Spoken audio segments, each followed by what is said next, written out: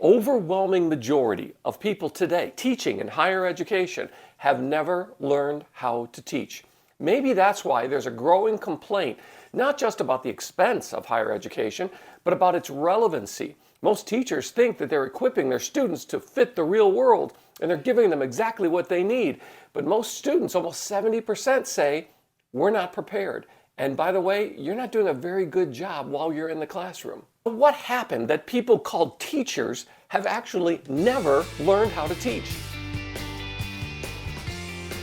I am James Callahan, and this is The Do-Over Show. And in my 20 plus years of teaching as an adjunct, before that a tenure-track professor for a handful of years, my Ph.D. training, I can tell you that fewer than 1 out of 10 of my colleagues have actually ever spent any more than an hour or two in their entire career learning how they can improve their teaching.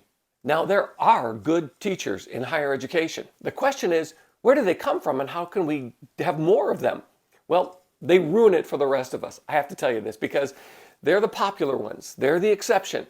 They're the ones who are young, attractive, talk about things like sex and drugs or sex or drugs. And by the way, when you get to be my age, you don't get to talk about those things anymore because it just sounds creepy. And in a recent article in the Chronicle of Higher Education, pretty much the Bible for higher ed, so you should check it out if you're interested in what's actually going on, both on the academic side as well as the administrative side. Its argument is that we're stuck in an old transmission model of education and teaching. That is, the Ph.D. with all of their knowledge pours it into the empty vessel of a student just by lecture, by presenting, making demands of students, making them respond according to those demands on tests and quizzes.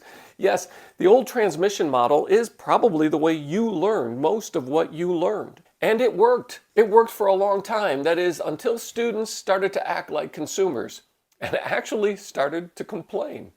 Most of the time, people in higher education who are struggling with their teaching attend every webinar or session they can, and they pick and choose what they're going to. They're very eclectic. It's like a salad bar. They just pick something like, I can do that in my class, and they try one thing rather than the course of action that makes those 1 or 2 things actually work in the discipline in which they're teaching. It's more than knowing generic teaching tactics that can apply to every and any discipline.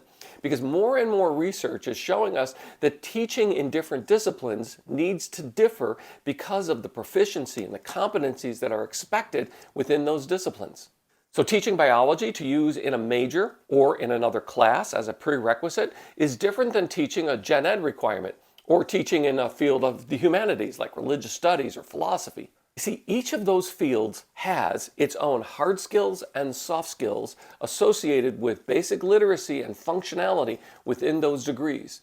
Yes, so it's not just that a teacher can teach anywhere, it's that different types of majors, different types of tracks of learning, even in STEM, are influenced by models of teaching that are adopted in the instructional.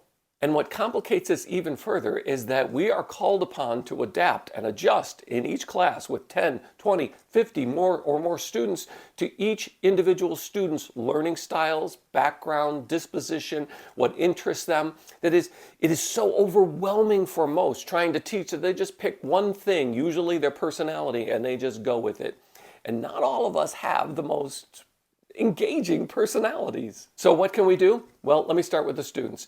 Students can give teachers a break. Yes, it's the student's job to actually work at acquiring knowledge in a cooperative relationship with the professor. It's not that you just sit back and say, do biology to me, but rather you put yourself in a mode where you are going to work just as hard as the professor is supposed to be working on that teaching and learning relationship. Now for my professional teacher friends, stop taking each and every webinar and course and summer seminar that you can and just picking and choosing things.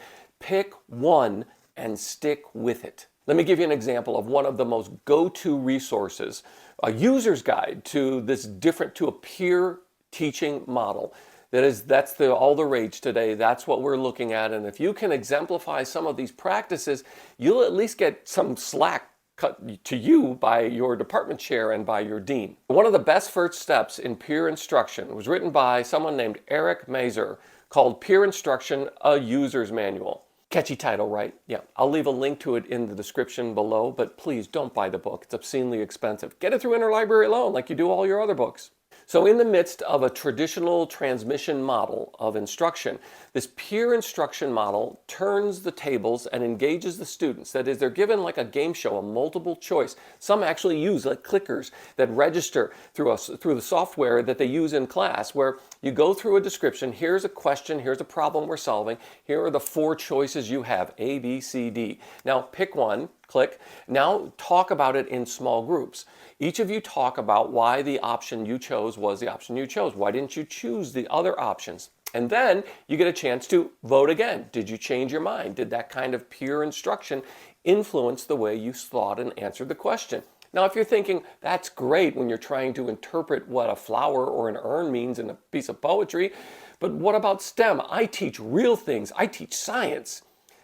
Even in those classes, and maybe especially in those classes, peer instruction leads to higher responsiveness, better engagement, and better results, better test scores for those standardized prereq classes that you're sure are just grounded in objectivity and nature. That is, just like teachers who never learned to teach and may not know how, students have not yet learned how to learn. That is, we can't make that assumption. We have to give them an experience of the learning process. And focusing on that as a teacher will get you more engagement with your students than any other little trick that we can pick up from a webinar or seminar. Oh, and a little hint, if you want some cover while you work through your teaching, all you have to do is attend a webinar with the keyword or buzzword active learning. If you throw that out, if you just drop that the next meeting of your department, or if you even mention that to students, you'll say, you know, I took a webinar and I was looking closely at active learning. You'll win yourself a lot of grace, a lot of leeway in your department at your university.